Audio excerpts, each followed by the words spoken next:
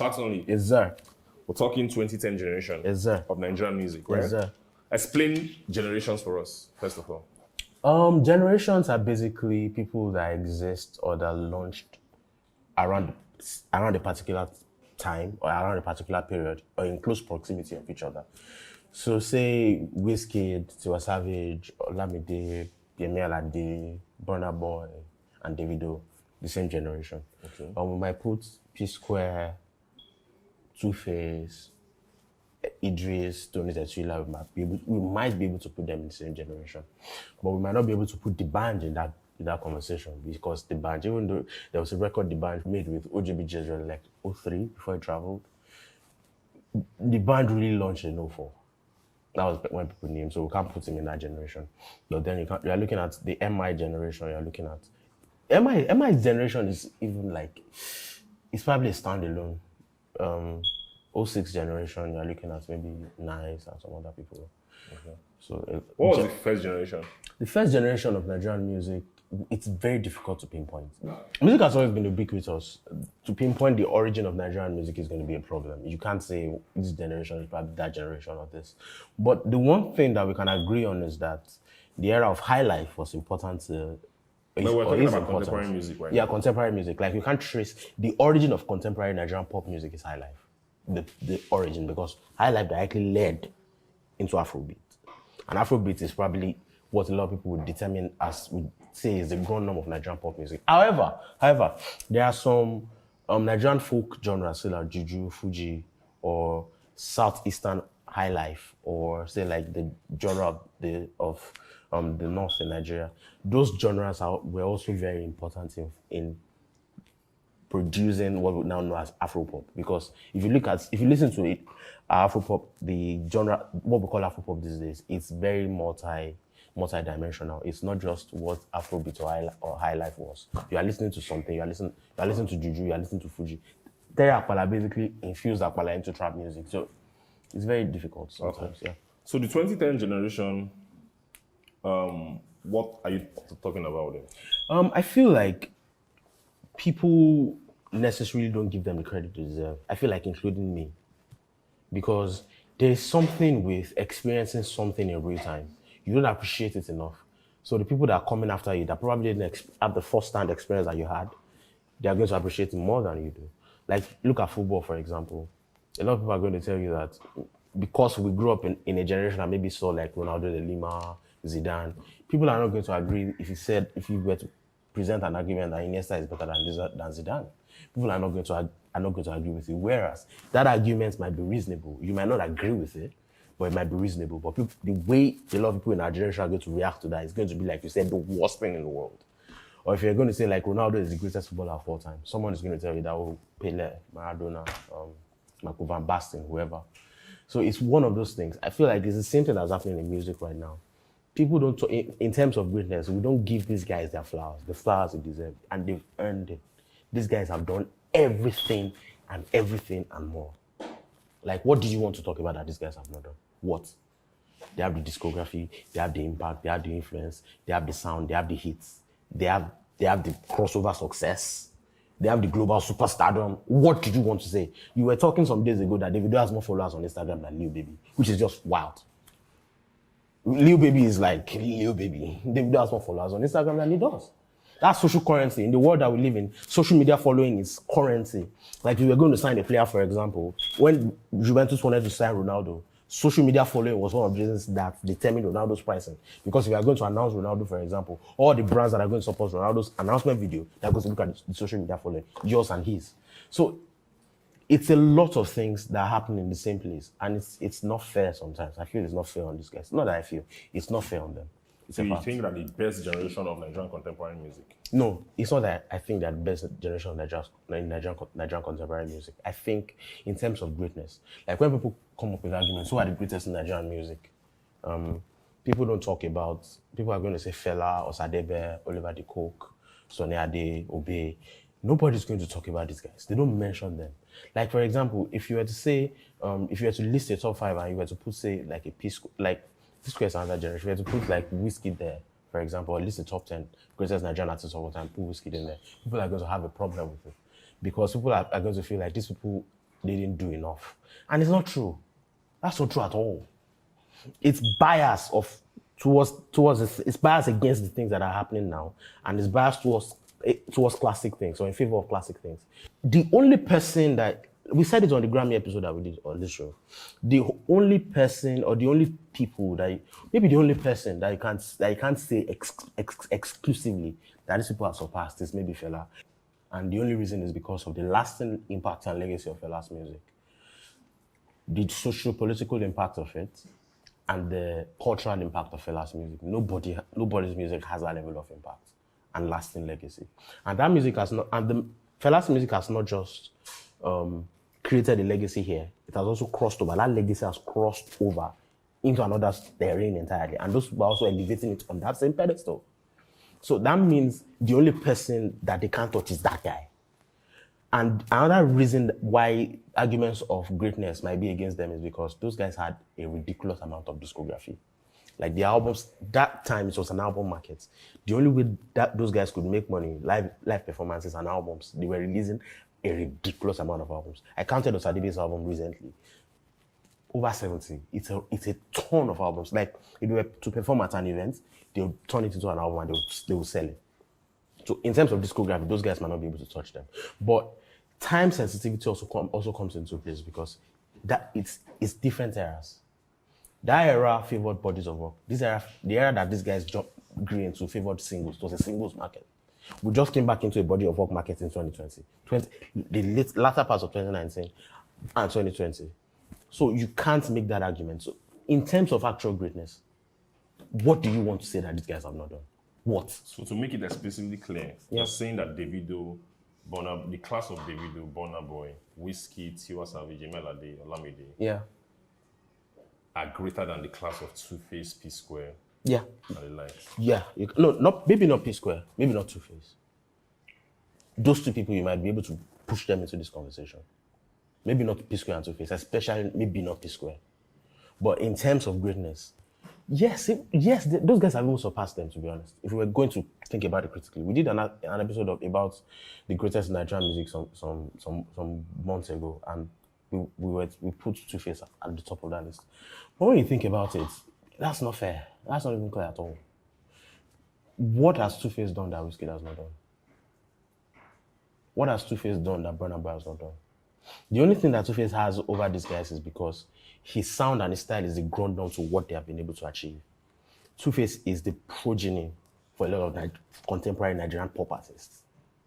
What Two-Face does, the way he has been able to do it. And in terms of purity of talent, nobody goes past that. Two-Face is the upper echelon of talent in terms of Nigerian music. But greatness goes beyond just talent. Greatness is a summation of everything you've been able to represent in your career. Two-Face's discography has 2 back-to-back classic albums. A lot of people don't have that. Maybe only Burna Boy and Olamide can boast that. No, not maybe. Only Burna Boy and Olamide can boast of that. But in terms of the overall impact of their music, hits, longevity, these guys have done way too much. Way too much. In a 10-year span, these guys have just kept on going and going and going and going. Generations have come. Two-Face also had that longevity. It does. Okay. But then Two-Face had a break somewhere in between. But where you can categorically say that greater than Two-Face is just maybe the international relevance. Not really. Not really. Two-Face's first 2 albums, for example, Grass to Grace and Face to Face, Untouchable Era, fantastic. Push it there. 06, 07, 08, 09, Two-Face had a little bit of a shaky on Unstoppable Era. But Unstoppable International Edition brought him back. But you can literally say that was the last time Two-Face was there. The album that came after Unstoppable International Edition was not great. Away and Beyond was a fantastic body of work, but it wasn't exactly commercially successful. But you're looking at these guys. WizKid, for example, 10 years after WizKid came into the game, he's dropping Made in Lagos. After his solo debut, he's dropping Made in Lagos. That's crazy. 10 years after Burna Boy dropped his debut EP, he's dropping Twice as Tall, that's winning the Grammy. Davido might not have the classic albums. He doesn't even have the classic albums. But in terms of the sheer impact of Davido and his ability to be a commercial success, Two-Face didn't have that 10 years after Two-Face became a superstar. Make no mistake, Two-Face had Amaka in 2018. But before Amaka, Two-Face didn't exactly have a hit. Two-Face ascended into the level of a legend. Not exactly the superstar status. He's going to be an A-list status for life because of who he is, not because of what he's doing. Those are two different things. But with P-Square transcended everything and anybody knew. Everything anybody knew. We were having a conversation with Clarence Peter some months ago, and he made an argument that if anybody were going to say P-Square is the greatest Nigerian artist of all time, then he's not going to argue. Because this thing that he saw those guys do, the things he saw them lead, he probably never saw it with anybody else. So you can understand where the argument of maybe P-Square is coming from. P-Square also transcended very easily. Two-Face transcended as well. 12 years after P-Square launch, they were still releasing classic albums. That's not easy. In terms of the band from that era, the band's run didn't exactly last that long. I think everybody knows that. By the time the band released Oliver Twist and the Maven era, it wasn't fair because a lot of it also had to do with the fact that Nigerians had a bias against him, which was not fair to him at the time. Because of the split from Don Jazzy, a lot of Nigerians had a bias against him. The Kingsmen album, that's a great body of work. But when people don't care about what you're doing, they're not going to listen to it. So in terms of greatness, maybe only Two-Face and the band and P-Square from that era can join these guys. But what this guy, Tiwa Savage is a woman. She won MTV's Best African Act. Yeah, it's crazy. So let's discuss the women in this era. Yeah. Tiwa Savage and Yemi Alade, who from the 2003 class that you mentioned, the Two-Face and P-Square, there's no woman there. No, there's no woman. So what changed, to allow these women to have a strong hold? More advancement. Look at the way in the US, for example, now. I'm going to bring an analogy. Nicki Minaj was doing the things that Cardi B were doing. Lil Kim was doing the things that Cardi B were doing, that the Cardi B, Megan Thee Stallion, all these girls are doing now. Doja Cat. But they didn't have the impact and the success that they had at the time. Times have a way of dictating the pace and success of things. Time has a way of influencing the way people, the things that people can consume. There was a time that trap music, people didn't care about trap music. But now everybody wants to listen to trap music. Trap music is the sole reason why hip-hop is the #1 genre in the world right now, in terms of streaming. Last year, TikTok did a pie chart of the genres that were the most dominant on their sites. Hip-hop and R&B had about 65% of that. That's crazy. If you go on streaming, if you analyze the numbers on streaming, the most streamed albums hip-hop and R&B will probably take 60 or 65% of, maybe 50-55% of that, not maybe 50-55% of that at least, over the past 3, 4, 5 years at least. So you are going to have to look at that. So in terms of, let's bring it back to this era. At the time, it was not easy. It's still not easy to be a female artist in Nigeria. It's hard. To break a female artist in Nigeria, it is the toughest thing ever. At the time, it was worse because it was a patriarchal society. You need to be a successful female artist in any generation. You need ample sexuality. You need to break a few barriers. And at the time, you remember the Tribesmen video. Tribesmen shot a video at the time that Ayoshonaya shot for Tribesmen, where women were twerking. They banned that video. So imagine if you were a woman that was trying to success at the time and you needed sexuality. That would have been a problem for it. It was a big impediment. Society at the time was not ready for a female superstar. Even Tiwa still had the problem we wanted, which I didn't understand. Tiwa, thank you very much. It's a problem, but by the time, I think Tiwa Savage broke a lot of glass ceilings in terms of female success. Because the superstar female artist that we had before Tiwa Savage we had Omaomi, right? We had Waje, we had a few people. But Tiwa Savage broke a lot of glass ceilings in terms of what she was able to bring to the game. She's the progeny she's the standard for the Nigerian female pop artist, of the African female pop artist, because she broke the rules when she came. Love Me video and Kele Kele Love videos, they were like, whoa, who is this girl? People had to ask questions when she came into the game. What Tiwa Savage was able to do was normalize and stabilize the expectations towards a female pop artist.